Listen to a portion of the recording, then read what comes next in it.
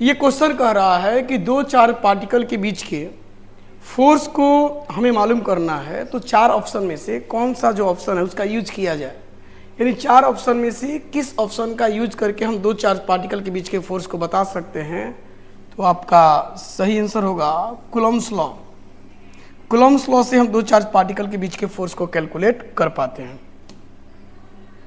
कर free space का permittivity का यूनिट क्या होगा। फ्री स्पेस कहे क्या किसी मीडियम का कहे, परमिटिविटी का यूनिट होता है कूलम्ब स्क्वायर पर न्यूटन पर मीटर स्क्वायर। अब देखना है कौन सा चार ऑप्शन जो है उसमें आपको कूलम्ब स्क्वायर पर न्यूटन पर मीटर स्क्वायर है।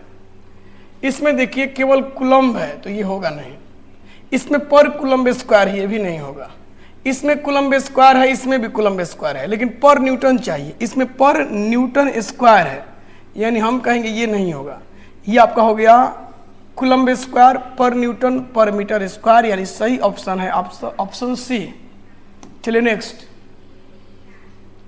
कह रहा है कि चार्ज का क्वांटाइजेशन क्या बताता है। हम लोग पढ़े थे क्वांटाइजेशन ऑफ चार्ज का मतलब होता है total charge is equal to n into e, यानी एक बॉडी पे जो चार्ज होगा वह इलेक्ट्रॉन के चार्ज का इंटीग्रल मल्टीपल होगा, ये इंटीजर होना चाहिए। आइए देखते हैं इसमें से कौन सा ऑप्शन जो है इसको बता रहा है। तो इसमें से आप देखेंगे कौन सा ऑप्शन है a charge can not be destroyed, ये तो होगा नहीं, ये तो कंजर्वेशन ऑफ चार्ज में आ जाएगा। Charge which is a fraction of a charge on an electron is not possible, सही ऑप्शन ये है। कह रहा है एक ऐसा चार्ज जो कि इलेक्ट्रॉन के चार्ज का फ्रैक्शन हो, यह पॉसिबल नहीं होगा, क्योंकि चार्ज जो है वो इलेक्ट्रॉन के चार्ज का क्या होता है इंटीग्रल मल्टीपल, यानी आपका सही ऑप्शन है ऑप्शन ए।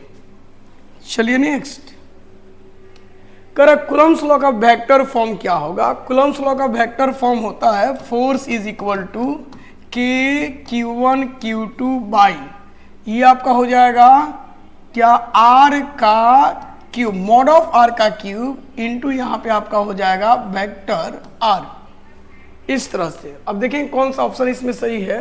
हाँ K के जगह पे लिख सकते हैं क्या 1/4 pi epsilon not, 1/4 pi epsilon not Q1 into Q2 by हाँ R का मॉड का क्यूब इंटू वेक्टर R।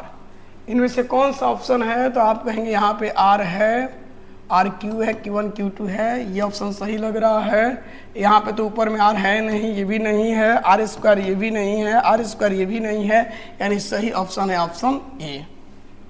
चलिए नेक्स्ट करेंट का डायमेंशन क्या होगा। करेंट एक फंडामेंटल क्वांटिटी है और इसका डायमेंशनल फार्मूला होता है कैपिटल ए, इसका डायमेंशनल फार्मूला कैपिटल ए, सही ऑप्शन है ऑप्शन डी।